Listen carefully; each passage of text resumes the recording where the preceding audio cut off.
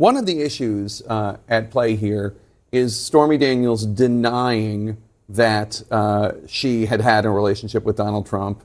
In 2018, she wrote a document, and then in later that month, in January 2018, same month, she signed another document. The signatures did not look the same. Do we have those? If we have those, I'd like to bring them up. So let's bring up the earliest one. So that's January 10th, 2018.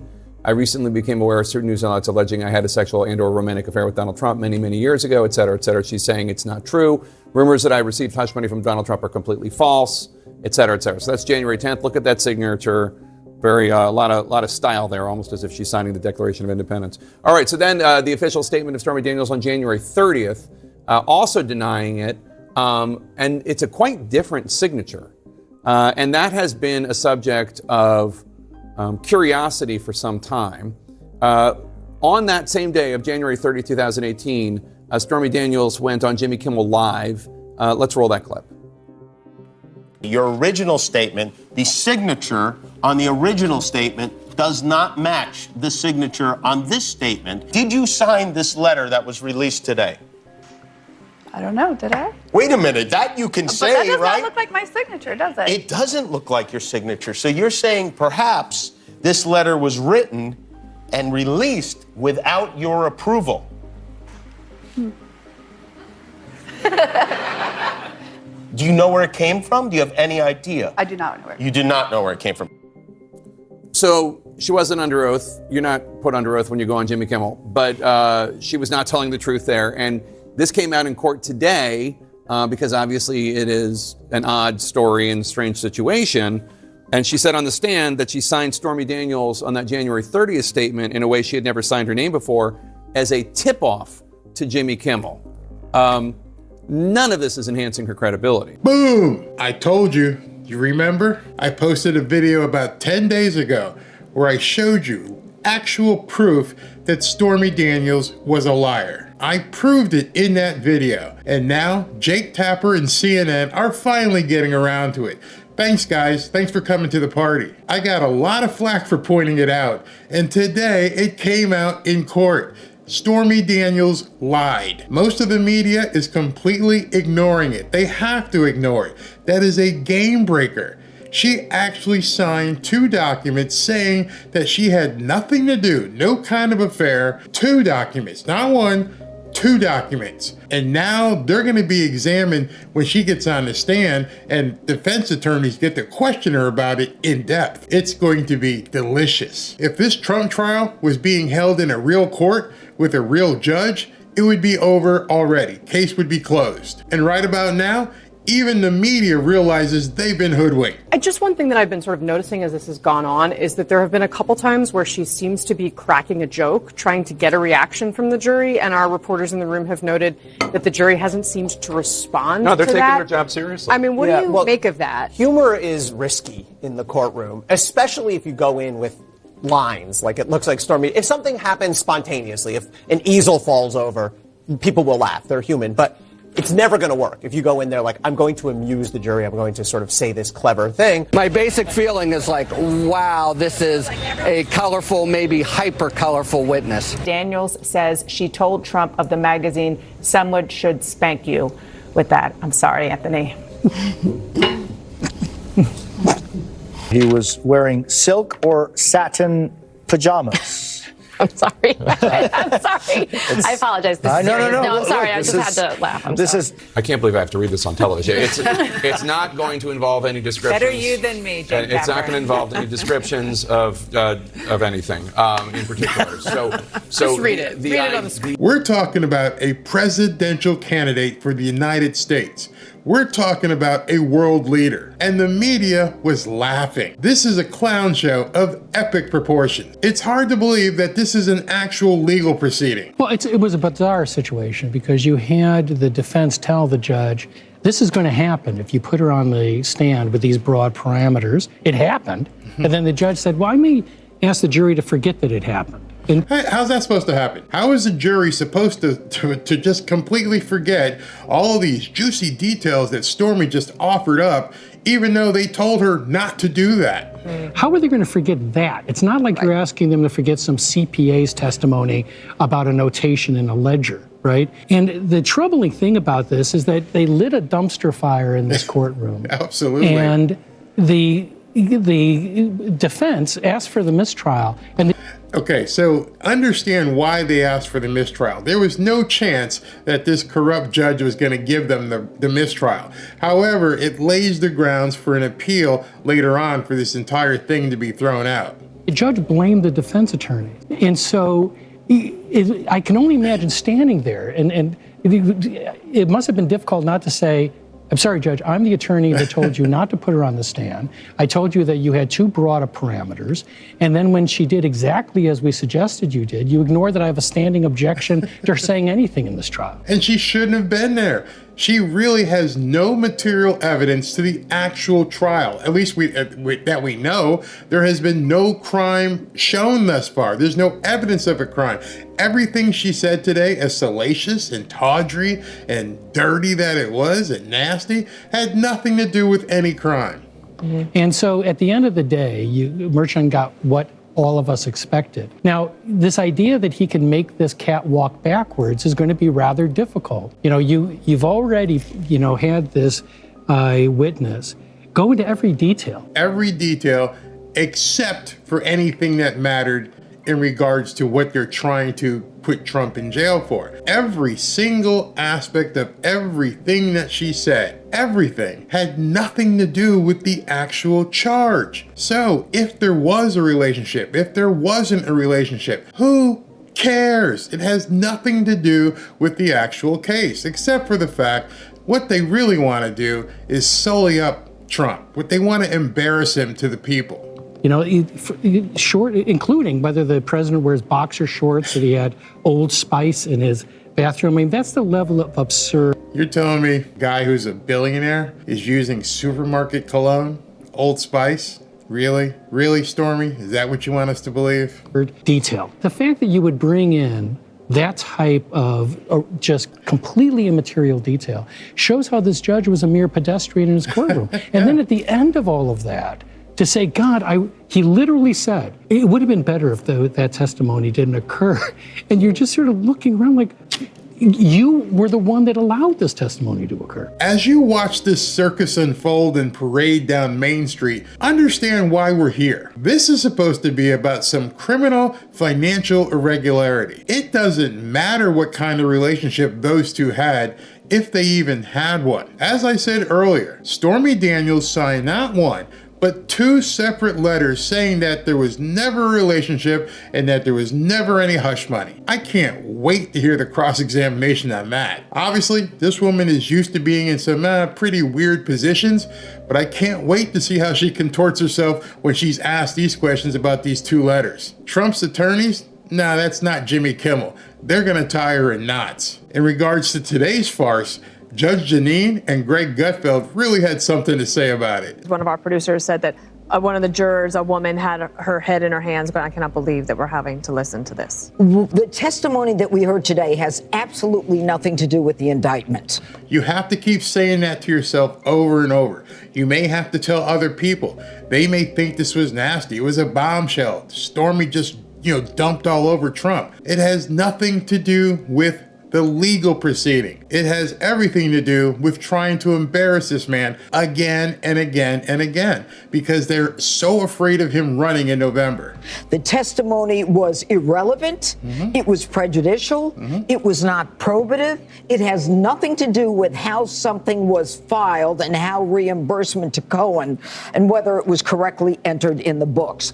And she wouldn't know that. Even if they had a relationship, she has no idea how Michael Cohen, or if Michael Cohen had some sort of arrangement with Trump. She has nothing to offer the jury other than the fact that she's, playing jokes, she's talking weird, she's talking fast, she's telling them about, being spanked, all kinds of crazy stuff that has nothing to do with the case. And the judge let that stuff continue. All it does is make people think badly about Donald Trump. Period. End of the story. This judge saying to the defense attorney, well, you know, you didn't object enough. Look, any judge worth his or her salt, if you see something happening that is going to jeopardize the conviction, you yourself, sua sponte, on your own, will say, I'm going to stop the line of questioning right here. This judge wouldn't do that, though. He's got his marching orders from Dementia Joe and Dementia Joe's puppet masters, and their thing is to just get it out there. Just get it convicted. Doesn't matter if it sticks. Doesn't matter if it gets overturned on appeal. Just get it out there. Do him. Take care of him. And then what you do is you call the parties to the bench and you say to the defense, to the prosecution, you are moving too close to reversible error here. Let's trim the offenses here a little bit.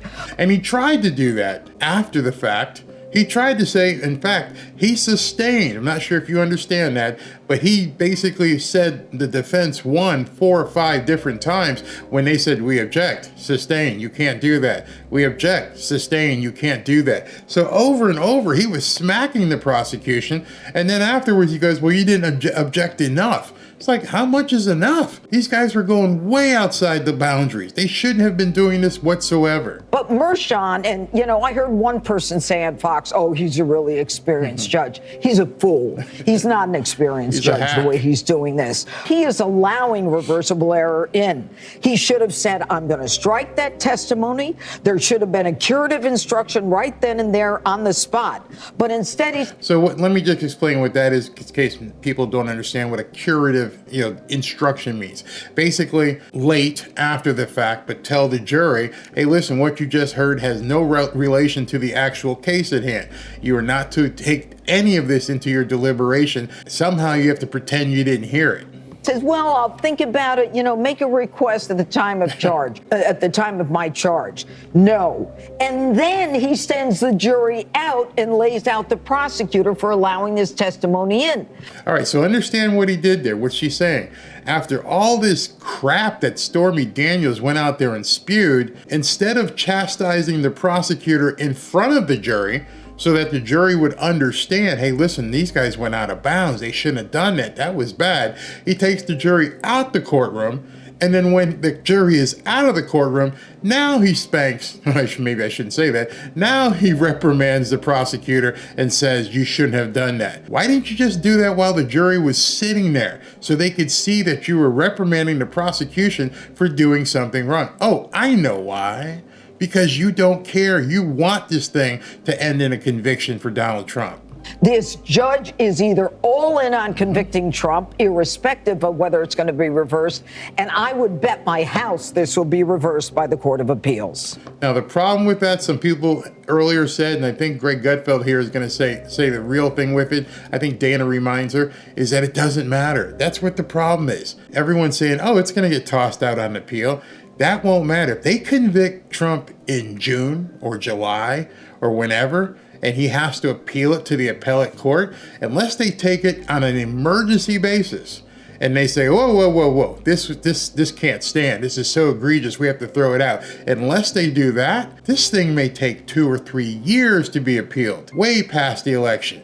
Meanwhile, Dementia Joe is going to waddle out there and say, I'm running against a convicted felon. This guy, he's done all kinds of bad things. He's been convicted by the court in New York. Count on it. You can count on that happening. Absolutely count on it. One of the things, though, that Greg, is that even if it is reversed, it wouldn't be until after the election. And what they are hoping for is a conviction so that Joe Biden can say in all of the ads and at the debate, oh, well, you're talking about a convicted felon. What are the odds that an incident from 15 to 20 years ago would now become the object of litigation just months before an election? Right. It's kind of a strange coincidence that the media doesn't really seem to focus on. That might be one question that would make you go, maybe this is political. They won't ask that. Nobody. You won't see that on CNN. You won't see it on MSNBC. You won't see it on CBS, ABC. No one's going to bring up the fact that, hey, this is 20 years ago. 20 years ago. And we're talking about this and we're getting this guy on trial now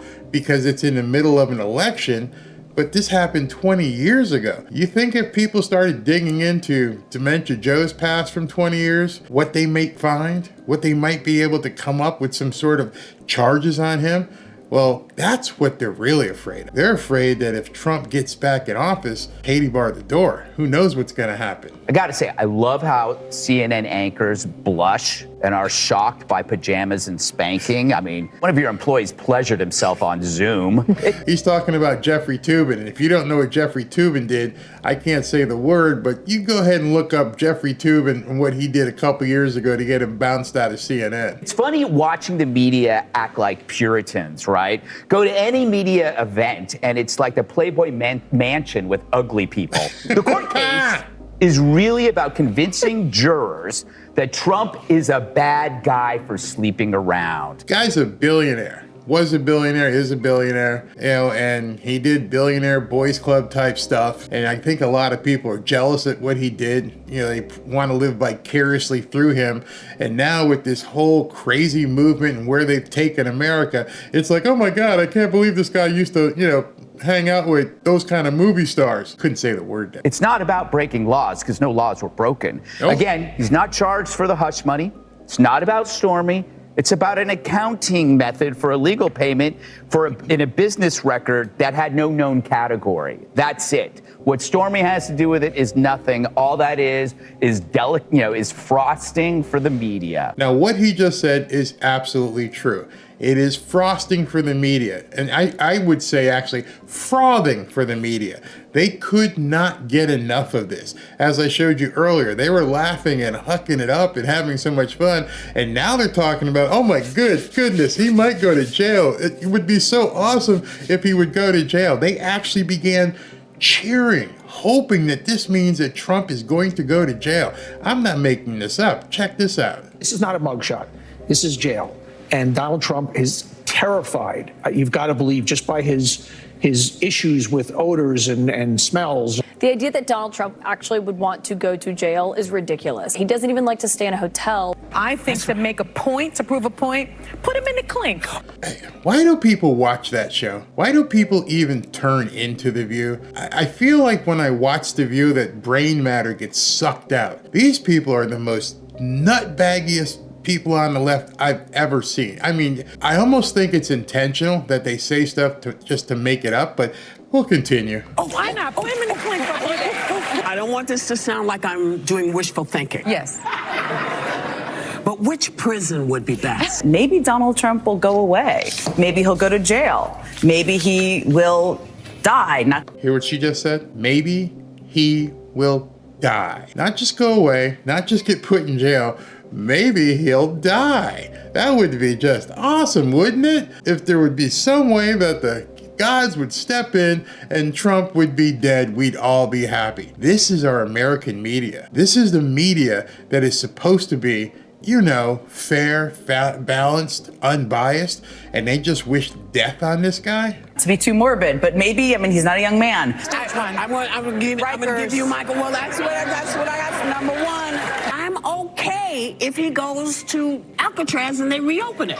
What about Guantanamo Bay? I hope you realize as you're watching this entire comedy of errors unfold that the America that you knew no longer exists. And on top of that, we're quickly reaching a point of no return. But Trump is barreling towards breaking this gag order. I don't see within the next 48 hours how he does not do it.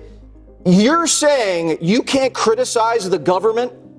That's what the judge is saying. You cannot criticize the government, the court, or the prosecution, let alone an American citizen.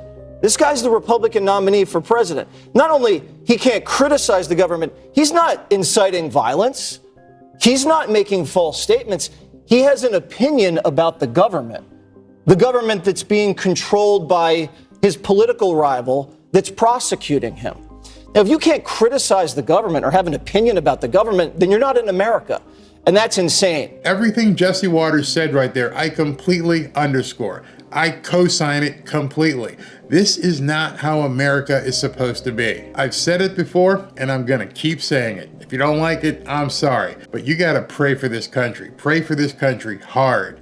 And also, pray for this man right here. The government just said that they want 2 to 3 more weeks. That means they want to keep me off the trail for 2 to 3 more weeks. Now, anybody in there would realize that there's no case. They don't have a case. Every legal scholar says they don't have a case. This is just a political witch hunt. It's election interfering. And this is really, truly election interference, and it's a disgrace. It's a disgrace.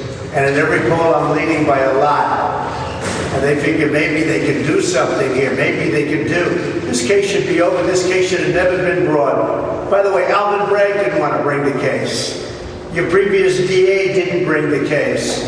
The FEC said they threw it away. They said, you got to be kidding. Southern District didn't bring the case. Nobody brought the case. And then Alvin Bragg brought the case as soon as, when I'm running and leading, that's when they decided, let's go bring a case. So it's a disgrace. But we just heard 2 to 3 more weeks. I thought they were finished today. And they are finished today if you look at what's happening. I thought they were going to be finished today, and they want 2 to 3 more weeks. The judge asked them, and playing right into the judge's hands. The judge is so happy about 2 to 3 more weeks. Because they all want to keep me off the campaign trail. That's all this is about. This is about election interference. How do we stop it? And it's a disgrace. And then you have the other thing that maybe is even more disgraceful is the gag order, where I can't basically, I have to watch every word I tell you people. You ask me a question, a simple question, I'd like to give it, but I can't talk about it. Because this judge has given me a gag order and said you'll go to jail if you violate it. And frankly, you know what? Our Constitution is much more important than jail. It's not even close. I'll do that sacrifice any day. But what's happening here is a disgrace, and the appellate courts ought to get involved. New York looks so bad. The New York system of so-called justice looks so bad between this judge in Gorin and Kaplan. You triple teamed with corrupt judges. It's a disgrace to our nation. So I should be out there campaigning, and they said 2, and the way I look at it, they're really talking about 3 weeks more. And by the way, they didn't even have enough to fill out the time. You know, we got out early today because they didn't have another witness. The government didn't have another witness. So they didn't even have time to fill it out. And then they complained. So I'll tell you what, I hope you report the story accurately. This is a real threat to our country, and it's a serious threat to the Constitution. In the meantime, Columbia University announced today they're not going to have their graduation. They're not going to have a ceremony. And that's happening all over the country. Our country is a mess. And the most important day in the history of our country is going to be November 5th of this year. That's called Election Day. It's going to be the most important day in the history of our country. What's going on with this judge is a disaster. Between the gag orders and the hatred he's got for me, and everybody sees it, okay? And you see it better than anybody. God bless the USA. Hey everybody, Barry here. I just wanted to invite you to my live broadcast this Saturday night, May 11th, 4:30, as we do a watch party with the Donald Trump rally that's taking place in Wildwood, New Jersey. Donald Trump is heading to the Jersey Shore. I expect that's 40,000, 50,000 people may attend. I'm not really sure how many people will get online. Last week we had 60,000 plus. The rally before in Wilmington, North Carolina, we had nearly 75,000 people watching. I invite you to join me. We have some good fun. I'm going to give out some prizes. Last week I gave out a free hoodie and also like 4 or 5 different gift certificates for restaurants. I'd love for you to join me. Just go ahead and click the button right here to be notified when I go live. See you Saturday at 4:30 for the Wildwood Rally with Donald Trump. Talk to you soon.